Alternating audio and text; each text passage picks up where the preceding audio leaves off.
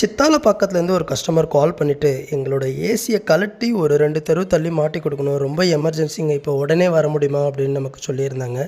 நம்ம கஸ்டமர்கிட்ட சார் நாங்கள் ஆல்ரெடி ஒரு ஒர்க்கில் இருக்கோம், ஒரு 2 ஹவர்ஸ் டைம் கொடுத்தீங்கன்னா வந்து பண்ணிடலான்னு சொல்லிட்டு கஸ்டமர்கிட்ட சொல்லியிருந்தோம்.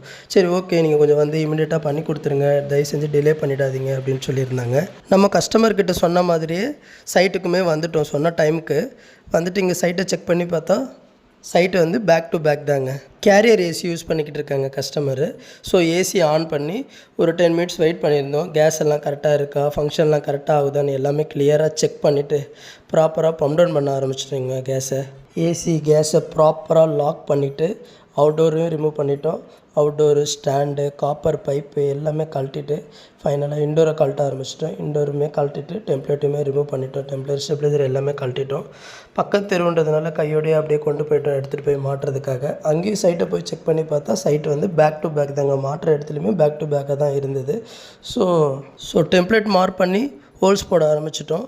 ஹோல்ஸ் கஸ்டமர் கோர் கட்டில் தான் கேட்டிருந்தாங்க. ஸோ ரவுண்ட் பிட்டில் வச்சு ஹோல்ஸ் போட்டிருந்தோம் பக்காவாக. ஹோல் போட்டு முடிச்சுட்டு இன்டோரையும் தூக்கி ஃபிக்ஸ் பண்ணிட்டோம். நெக்ஸ்ட்டு அவுட்டோர் யூனிட் தாங்க. அவுட்டோர் யூனிட் ஸ்டாண்ட் அடிக்க மார்க் பண்ணுறதுக்காக கிளம்பிட்டோம். கஸ்டமர் வந்து அவுட்டோர் யூனிட்டு மழையில் நனையாத மாதிரி உள்ளக்க தான் கேட்டிருந்தாங்க. ஸோ நம்ம ஸ்டாண்டு மார்க் பண்ணி ஸ்டாண்டுமே ஃபிக்ஸ் பண்ணிட்டோம்.